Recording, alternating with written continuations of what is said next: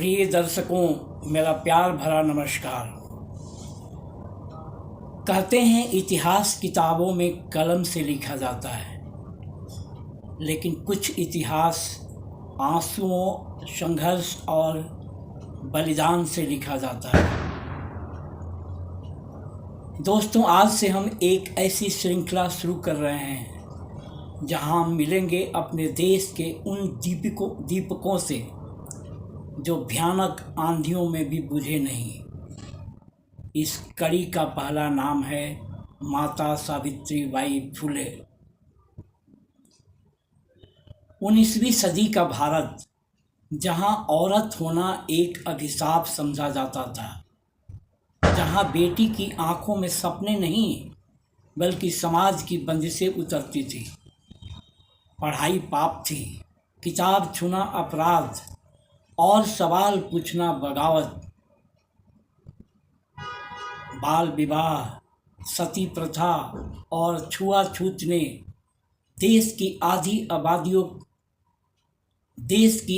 आबादी को हाशिए पर धकेल दिया था। ऐसे अंधकारमय समय में 3 जनवरी 1831 को महाराष्ट्र की धरती पर एक बेटी ने जन्म लिया, सावित्रीबाई।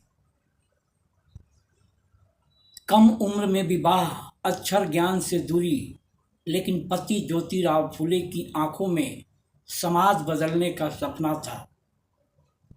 ज्योतिराव उनके पहले गुरु बने, अक्षरों से परिचय करवाया और वहीं से क्रांति की शुरुआत हुई। जब सावित्रीबाई पढ़ाने निकलती तो लोग उन पर कीचड़, गोबर और पत्थर फेंकते, लेकिन वे रुकी नहीं। वे अपने थैले में 2 साड़ियाँ रखती थी, एक अपमान सहने के लिए, दूसरी ज्ञान बांटने के लिए। साल 1848 पुणे का भिडेवाड़ा भारत का पहला बालिका विद्यालय।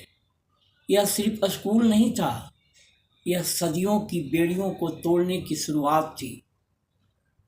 सावित्रीबाई कहती थी, अगर तुम एक महिला को शिक्षित करते हो तो तुम एक पूरे परिवार को शिक्षित करते हो।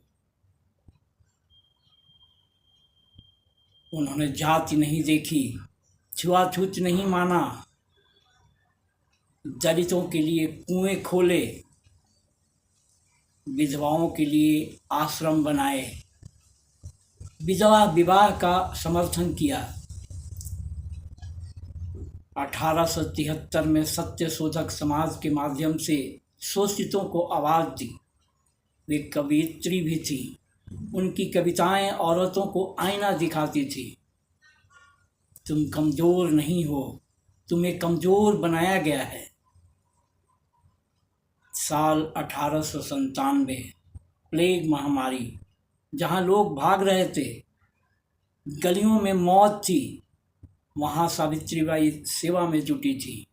बीमारों को गोद में उठाया, इंसानियत को धर्म बनाया और उसी सेवा में वे खुद प्लेग की शिकार हो गई।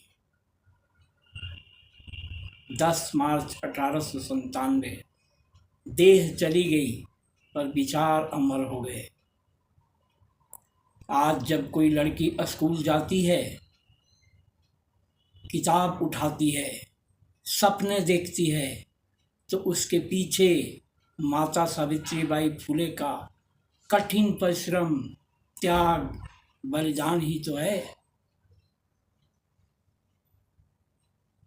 माता सावित्रीबाई फुले संघर्ष की पाठशाला और समानता की अमर मसाल।